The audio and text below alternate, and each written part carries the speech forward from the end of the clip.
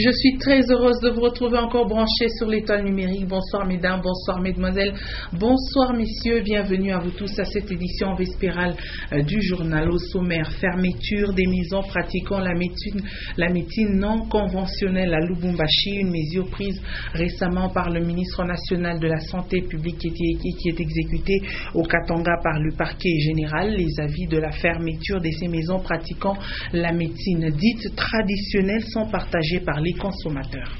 Et à Fungurume, les employés de TFM ont pris part au jeu concours sur la lutte contre le paludisme. Plusieurs prix ont été remis aux gagnants lors de ce concours organisé par cette entreprise minière en partenariat avec International SOS. Une fois de plus, bonsoir et bienvenue à Ce Soir Actualité. 3 villes du Katanga s'apprêtent à devenir les chefs-lieux des nouvelles provinces sont aujourd'hui concernées par la sensibilisation sur la gouvernance du développement. Il s'agit des villes de Kalemi, Kamina et Lubumbashi. Ce vendredi 22 mai 2015, l'hôtel de ville a abrité le lancement du projet sur la gestion publique. Un reportage de Maurice Mazel. La mairie de Lubumbashi a servi de cadre au lancement du projet sur la gestion participative à l'intention de bourgmestres de communes, de chefs de bureau, comptables subordonnés et de quelques représentants des confessions religieuses. 3 villes du Katanga, à savoir Lubumbashi, Kamina et Kalemi, vont bénéficier de la tenue des ateliers où la population locale prendra part à la gestion publique grâce à l'approche du budget participatif. Ce projet sur la gestion participative va durer environ 4 ans. Au sein de cet espace de proximité et de concertation, la population locale sera informée et orientée sur la gestion de sa contrée. Même les habitants des communes de Lubumbashi seront aussi sensibilisés pour qu'ils arrivent à contribuer au développement de leurs communes respectives. À leur tour, les bourgmestres de communes, à l'instar des autres autorités locales, seront au terme de cette initiation à la citoyenneté capables de répondre à la préoccupation de leurs administrés. Tous les orateurs qui se sont relayés ont insisté sur le dialogue permanent entre gouvernants et gouvernés sur des questions communes de développement.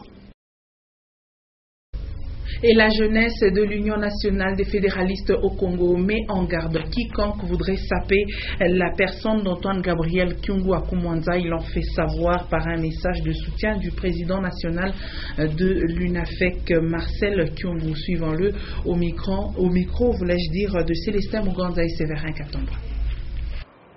Pas plus tard qu'hier, un usurpateur de l'identité katangaise s'est permis, à partir de la ville montagneuse de Kalemi, de porter des propos injurieux à l'endroit de notre père, maître, patriarche et président national Antoine Gabriel Kyungu Akumwanza.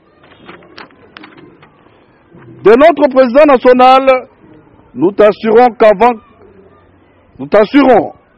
que toute chose arrive à notre président national, tu auras à passer sur nous tous.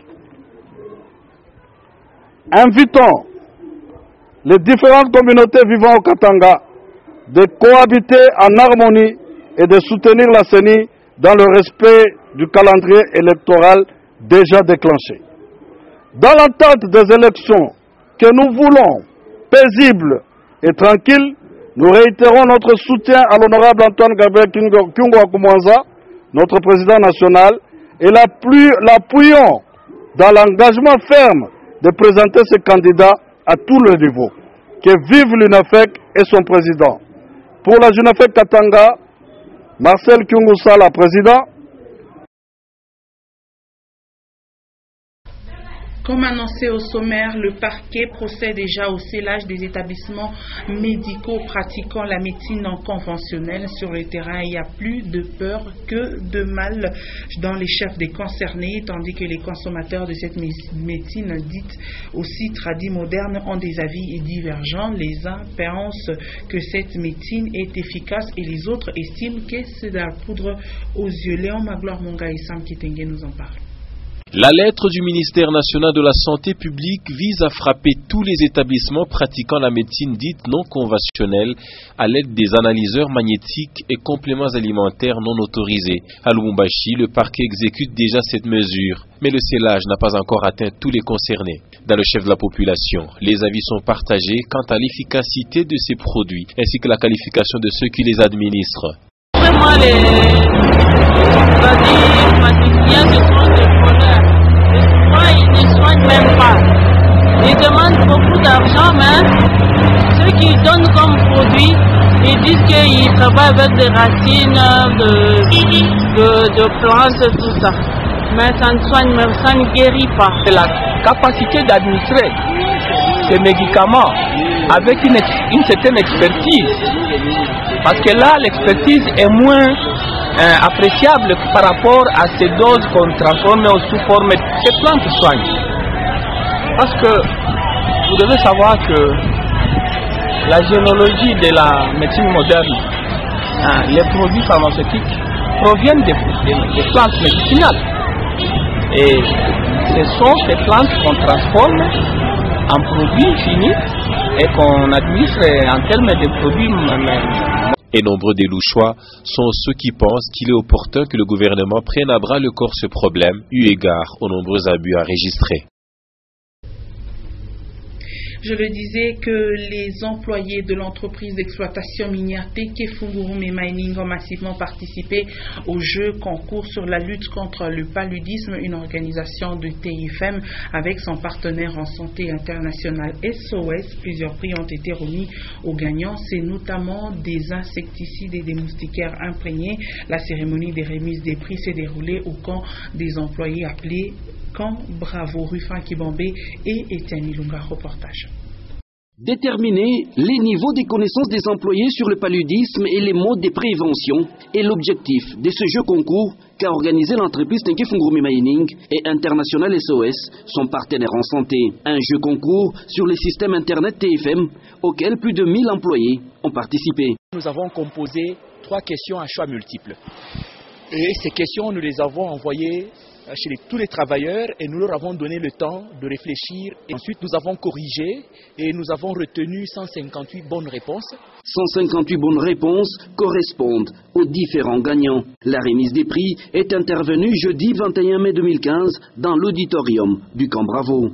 Considérons que les travailleurs de Tenke Fungurume ont un grand souci concernant le paludisme et ils sont toujours avec nous pour arriver à combattre ces fléaux. Pour les employés de TFM, ce jeu concours leur a permis de mieux comprendre le paludisme. C'est intéressant et aussi éducatif dans le sens que ça pousse les gens à une bonne publication. Je suis aussi surprise du fait que je me suis retrouvée sur la liste des gagnants parce que j'ai au fait répondu selon ma connaissance. Tue le moustique avant qu'il ne te tue. Ce slogan retenu comme meilleur de l'année a valu à son auteur une récompense de International SOS. Le groupement Seba s'est joint à la manifestation avec un sketch traduisant la prévention du paludisme dans la communauté. À travers cette approche, Tenke Fungurume Mining est dévoué à lutter et prévenir efficacement le paludisme dans les milieux professionnels et par ricochet dans les communautés. Un élément que vous suivrez en page magazine à la fin de cette édition du journal. On va parler infrastructure à présent. Les routes récemment asphaltées à Lubumbashi reçoivent des marques routières. La peinture blanche détermine la ligne de séparation des deux voies aller et retour. Une opération saluée par les conducteurs et même les piétons et qui pourra tant soit peu faire respecter le code de la route, nous dit Linda Lukalu sur ces images de Richard Chima. Le langage routier de plus en plus clair à Lubumbashi. Les marques de séparation routière sont désormais placées à travers les routes récemment réhabilitées. Tout est désormais clair, les bandes de séparation sont peintes en blanc. L'équipe commise à cette tâche se trouve actuellement au niveau de l'avenue du 30 juin prolongée. Ici, les travaux sont signalés par un panneau. Selon les techniciens, la peinture utilisée est adaptée, mais elle devra être entretenue de façon régulière. Avec ces nouveaux séparateurs, le code de circulation routière est respecté. Les mêmes travaux ont été effectués sur les avenues du 30 juin, Mobutu et Kasai. L'absence des marques routières sur différentes artères de Lubumbashi a été longtemps décriée par les conducteurs conducteurs mais aussi par les piétons. Il était alors difficile de réguler la circulation routière à Lubumbashi, chose qui engendrait quelques cas d'accidents de circulation. Aujourd'hui, les marques routières déterminent le passage pour piétons et même les quelques déviations.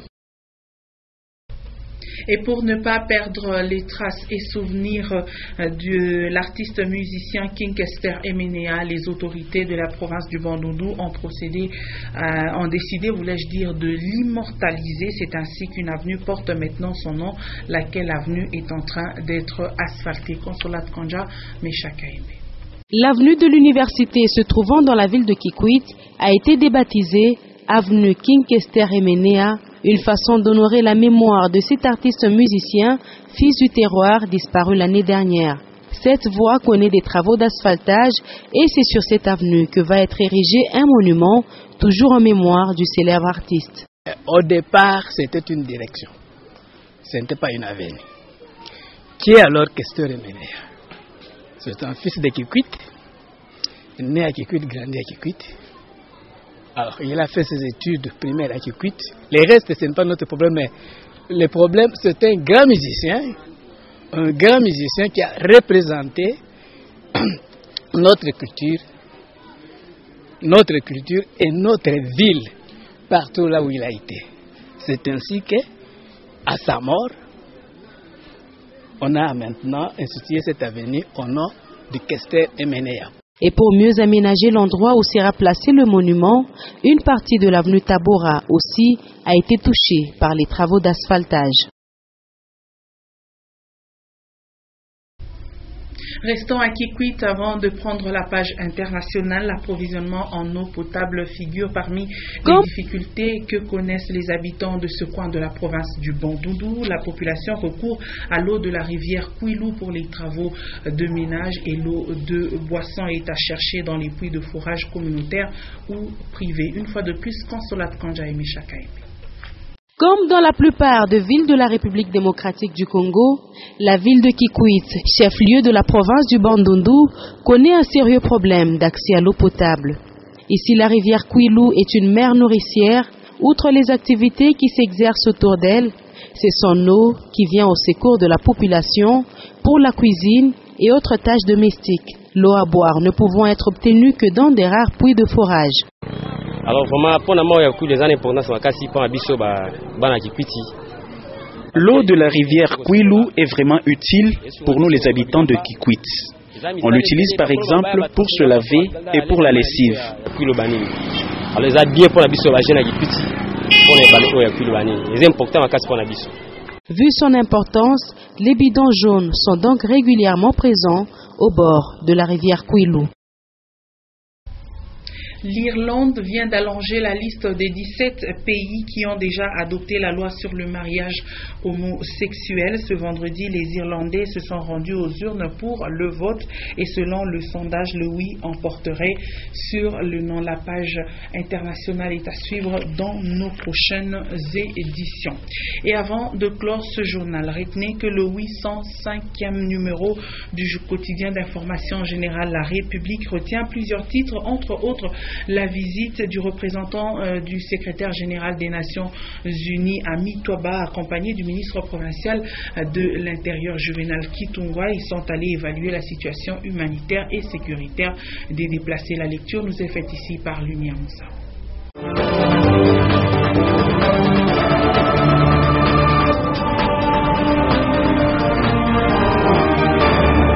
Tout d'abord, ce point chaud pour Étienne Tshisekedi, Fayoulou, Vital Kamerhe, Léon Kengo, Jean-Pierre Bemba sont de la majorité.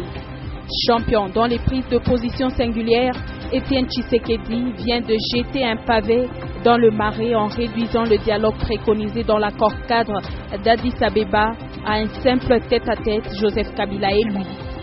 Comme à ses habitudes, l'UDPS triche avec la vérité sur les racines de la crise actuelle qu'elle force de situer aux irrégularités relevées lors du scrutin présidentiel de 2011. Il résonne encore dans nos tympans l'interrogation dominatrice d'une certaine époque du jeu politique congolais, à savoir qui délivre le certificat d'opposant Une question consécutive à la vague d'exclusion de l'UDPS et de la plateforme USOR, muet en opposition tout court les années d'après. Les années se sont écoulées certes, mais la donne semble intacte dans la tête de certaines personnes. Le cas d'Étienne Tshisekedi Wamulumba, dont on reconnaît le degré de dépit à l'encontre de toute personnalité en déphasage avec sa ligne de conduite ou refuse de se mettre sous pavillon de son autorité. Ils sont nombreux à en avoir fait les frais. En page 9, la voix des sans-voix dénonce la reprise des expulsions des Congolais. Les inquiétudes sont d'autant plus grandes que les expulsions sont opérées dans des conditions dégradantes, déshonorantes, avilissantes et non respectueuses de la dignité humaine, comme ce fut le cas il y a une année.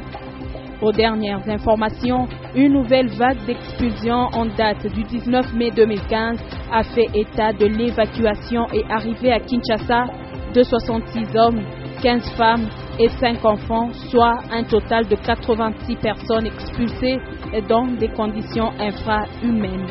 Parlant du Katanga, le journal dit que le représentant spécial du secrétaire général de l'ONU en RDC, Martin Kobler, s'est dit choqué par le degré de violence dans le conflit qui oppose les populations pygmées et bantoues à Nyuzu dans le nord. Ce conflit aurait fait plus de 2000 morts en l'espace de 5 mois. Il s'est dit aussi préoccupé par le sort de près de 12 000 déplacés qui constituent un fardeau pour la population de Nyuzu. Avec 113 villages incendiés, 200 morts et une soixantaine de femmes violées depuis le mois de janvier 2015, on assiste à une escalade dans le conflit pygmée-bantou. Martin Kobler est convaincu que seule la voie du dialogue permettra de sortir de la crise à Nyuzu. Mais quant aux parties en conflit, elles disent fonder leur espoir dans la commission de médiation qui a été mise en place. En sport, on peut lire Tout-Puissant Mazembe, forte concurrence des gardiens.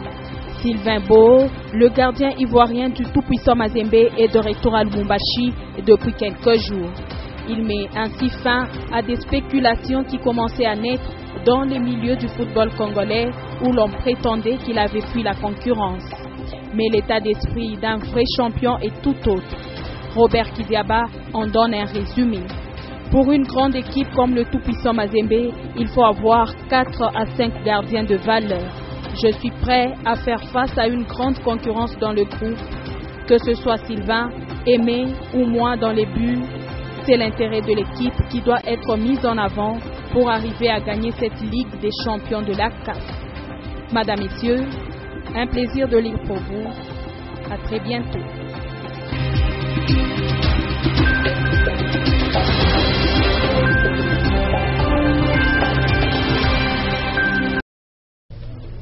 Et c'est la fin de cette édition du journal qui a retenu au sommaire la fermeture des maisons pratiquant la médecine non conventionnelle ici à Lubumbashi, une mesure prise récemment par le ministre national de la Santé publique et qui a été exécutée au Katanga par le parquet. Les avis de la fermeture de certaines maisons pratiquant la médecine tradie moderne sont partagés par leurs consommateurs. Et à Fongourmé, nous avons parlé des employés de TFM qui ont pris part au jeu concours sur la lutte contre le paludisme. Plusieurs prix ont été remis aux gagnants lors de ce concours organisé par cette entreprise minière en partenariat avec SOS International. Et c'est complètement terminé avec ce soir actualité. Merci mesdames et messieurs de nous avoir suivis. Les prochains rendez-vous à 21h, les news en version française, 21h15, celle en version anglaise, et à 23h, Edouard Kankou va vous informer. Tout juste après moi, vous allez suivre en page magazine ces jeux concours sur la lutte contre le paludisme qui a eu lieu à Teke Fungurome Mining. Bonne suite de nos programmes et au revoir.